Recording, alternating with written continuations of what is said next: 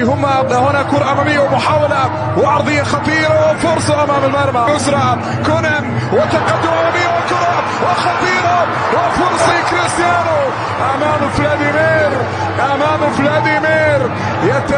يتصدى فلاديمير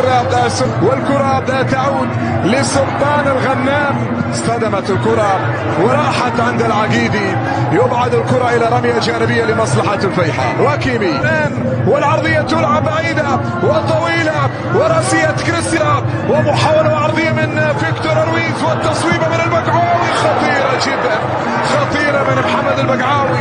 لكنها مرت سليمة على مرمى العقيدي، راحت إلى ضربة الجولة 23 ورونالدو وكريستيانو وكرة خطيرة لكريستيانو لكن تطول الكرة عليه، تطول الكرة على كريستيانو وتذهب إلى خارج أرضية الملعب إلى ضربة زاوية، ضربة زاوية للنصر. شوف تقدم، شوف المهارة كبيرة وخبرة كبيرة، مرور وتقدم حاضر من عبد الله العامري، سريع الكرة وترايكوفسكي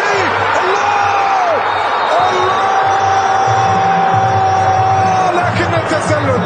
الراية مرفوعة والتسلل حاضر وكرة من جانب ترايكوفسكي قوية جانب الفيحاء في التقدم إلى الأمام والتهديد والوصول لمرمى النصر وهز شباك العقيدي. كرة لكريستيانو تمريرة في فرنسا أبرز الأندية الفرنسية دربها، والكرة العرضية حاضرة وأمامية والخيبر يعيد كرة وخطير على جهة اليمنى الآن، يريد أن يلعب كرة عرضية حاضرة وطويلة على سلطان مندش،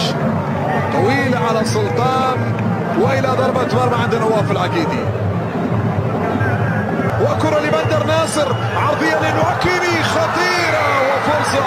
وفرصة خطيرة جدا، الفيحاء يلعب بطريقة رائعة خطيرة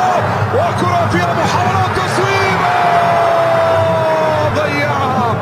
ضيعها باولينيو وتصل عند سلطان الغنام، عرضية الغنام والكرة راسية من جانب أيمن يحيى،